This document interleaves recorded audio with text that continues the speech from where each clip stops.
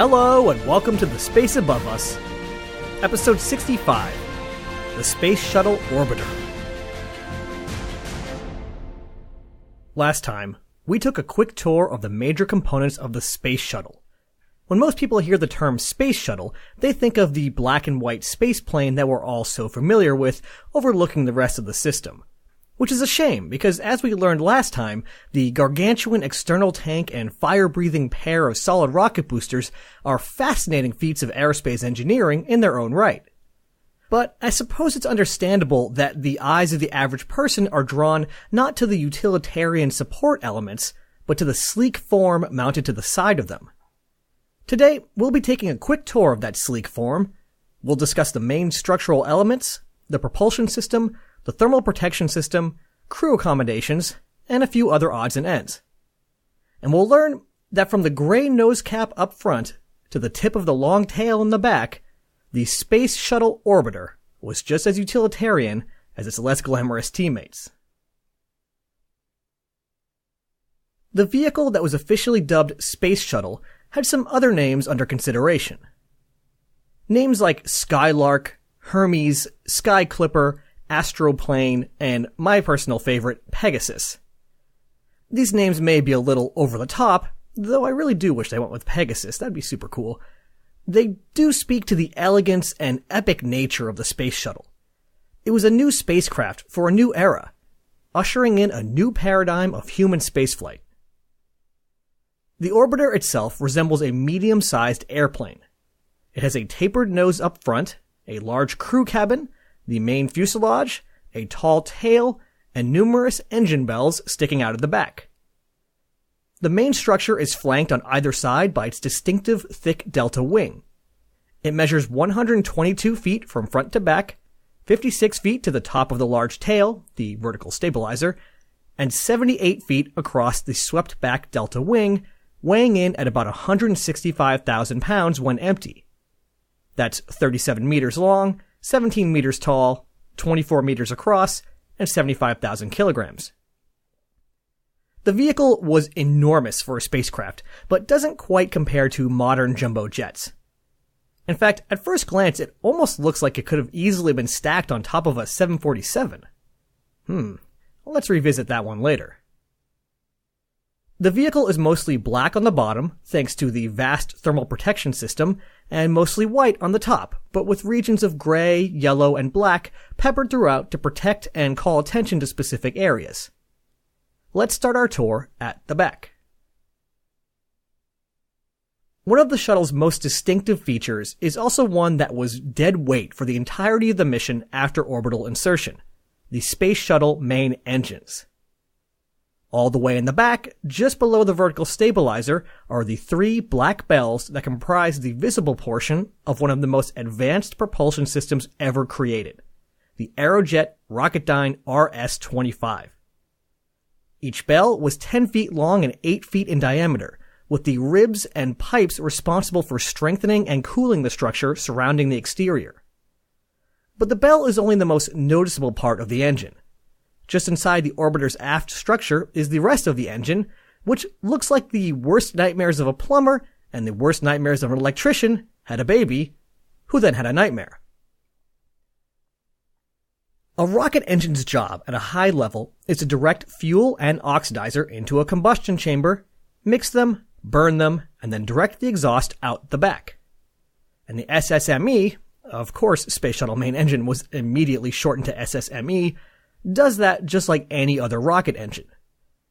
But since the Space Shuttle was reusable and had challenging payload requirements, the engines had to do their job extraordinarily well, delivering both power and efficiency, but also reliability. Normally a rocket engine only has to work for a couple of minutes. The 5 F1 engines at the base of the mighty Saturn V didn't even burn for 3 minutes before they were left to crash into the ocean. Each SSME would be called upon to burn for 8.5 minutes, and then do it again and again on subsequent flights. One good quote I saw compared it to making an Indy car with a 50,000-mile warranty. In order to deliver its 400,000 pounds of thrust, the engines needed a lot of fuel and a lot of oxidizer fast. To accomplish this, 4 incredible and often underappreciated pieces of machinery were developed. The high and low pressure fuel and oxidizer turbopumps. Turbopumps are basically what they sound like. Pumps. But like, really fast. They rapidly pump fuel and oxidizer out of the storage tank and into the engine's combustion chamber. But the pressures demanded by the SSME, which gulped oxidizer at a rate of over 1,000 pounds per second, would create too great of a pressure differential. You can't just go from the 35 or so pounds per square inch of the external tank straight to the 6,200, yikes, psi generated by the turbopump.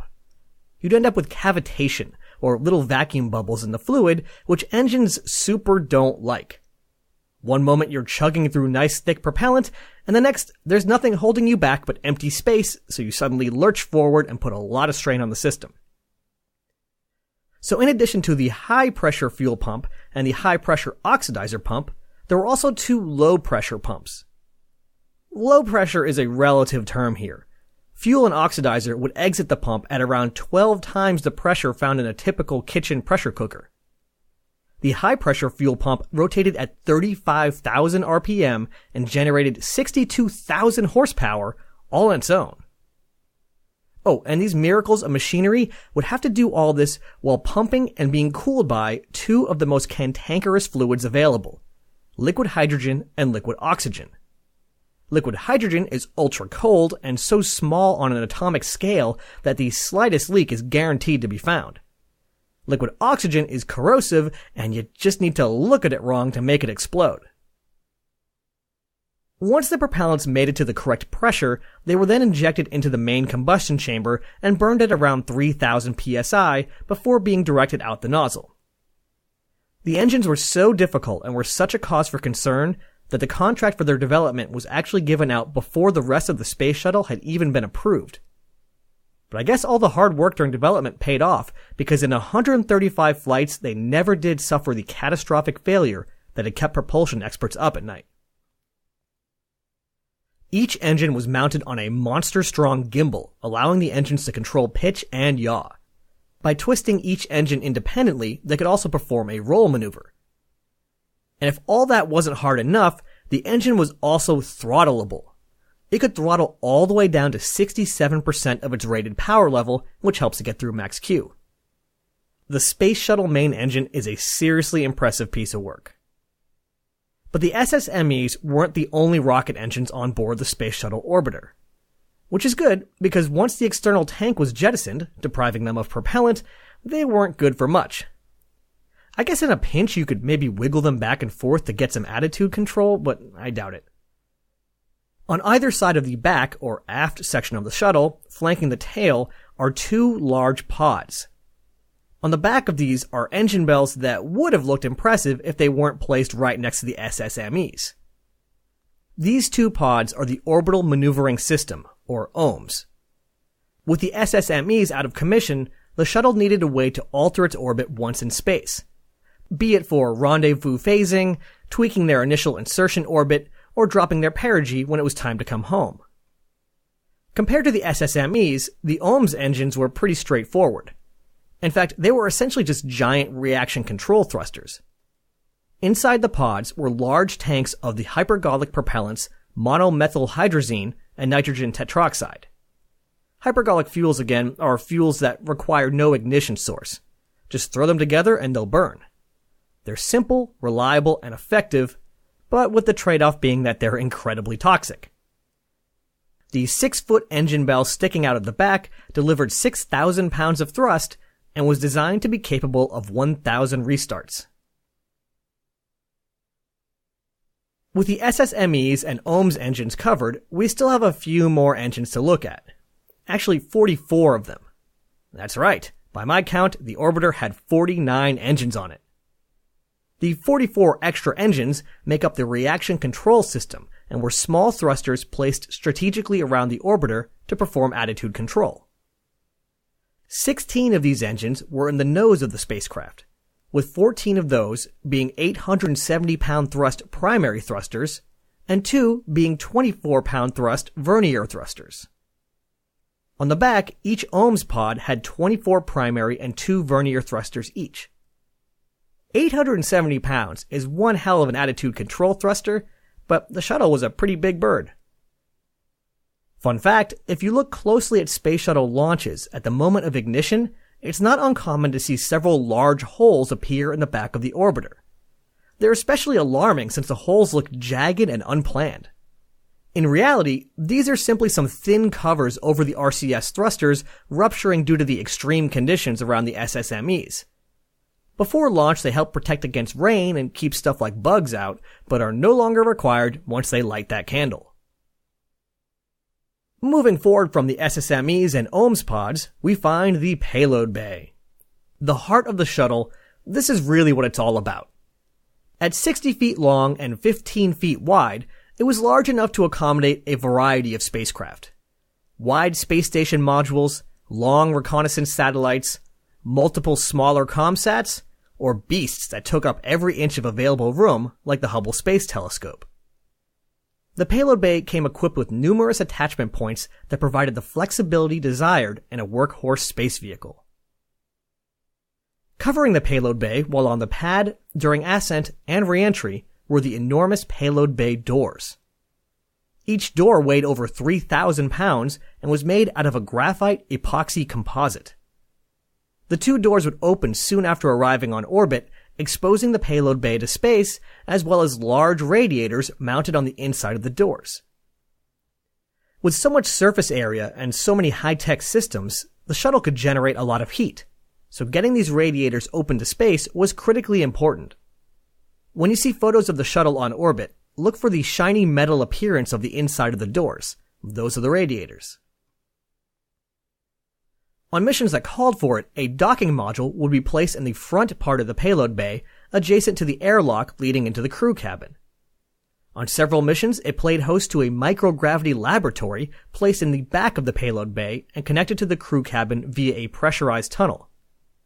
Somewhat annoyingly, there appeared to be 2 nearly identical concepts for this, one called Space Lab and one called Space Hab, and there was also a company called Space Hab. I'm just going to go ahead and say we'll get to this later when I know what's even going on here. On many missions, a robotic tool, formerly called the Remote Manipulator System, but also known as Canadarm since it was provided by the Canadian Space Agency, was mounted at the forward corner of the payload bay. This large robotic arm was used to deploy and retrieve payloads, inspect the orbiter, or ferry spacewalkers around. By providing the ability to accomplish many tasks from inside the crew cabin, the Canadarm reduced the required number of dangerous EVAs and made the EVAs that were needed easier. Remember just how many spacewalks were complicated for want of a solid place to stand? Canadarm's got you covered. Just hook your feet in at the end, and you're good to go. On either side of the payload bay were the enormous delta wings. The large wings were required to bite into the thin air of the upper atmosphere during re-entry and deliver the mandated cross-range capability. At 78 feet across, 60 feet long, and up to 5 feet thick, these are some seriously chunky wings. Inside is a lattice of aluminum trusses, stringers, and panels. Aluminum was chosen for the wings, and actually the entire orbiter body, in favor of something like titanium because it's so much easier to work with.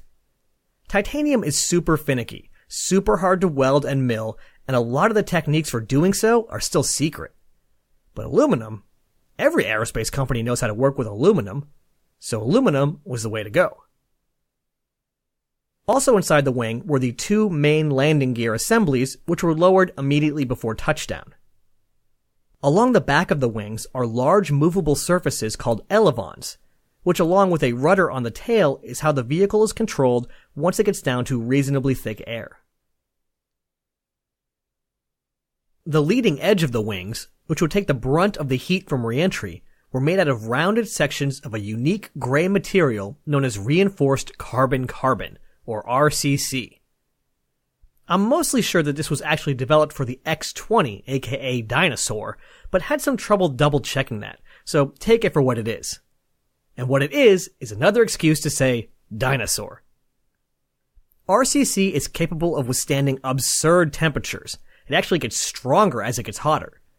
The trade-off is that it's brittle, which is not a quality you really want in a critical component.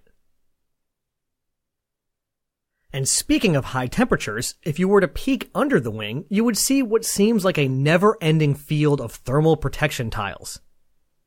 When you fly really fast, you have to deal with heat. The X-15 dealt with it by essentially making the entire vehicle a heat sink. Mercury, Gemini, and Apollo dealt with it using ablative heat shields. These would burn off as the vehicle plummeted through the upper atmosphere, carrying energy away and keeping the capsule cool. Ablative heat shields work great, but they're heavy and can only be used once. With the shuttle, the hope was to fly every few weeks, so it would need a thermal protection system that was reusable. The arrived upon solution were specially crafted silica tiles. These were super light tiles that had the ability to reject incredible amounts of heat. A favorite demo of NASA's is to put a cube of this material into a furnace, remove it as a red-hot glowing block, and after a few seconds be able to grip it by the edges with their bare fingers. At a molecular level, it was basically a fluffy spaghetti mess of sand. That's a technical term, by the way. No, it's not. The tiles themselves were white, but had a thin black coating applied to help strengthen them. That's because the trade-off with the tiles, there's always a trade-off, is that they're really, really easy to break. They're really not that far off from styrofoam. Figuring out how to get these tiles onto the orbiter without breaking them and keep them there without falling off was one of the most challenging aspects of the shuttle's development. The thermal protection system is worth an episode on its own, but we'll have to leave it here for now. We've looked at the aft fuselage, the mid-fuselage, and the wings, so next up is the forward fuselage. This section housed the crew cabin as well as some important equipment in the nose. Since it's simpler, let's take care of the nose real quick.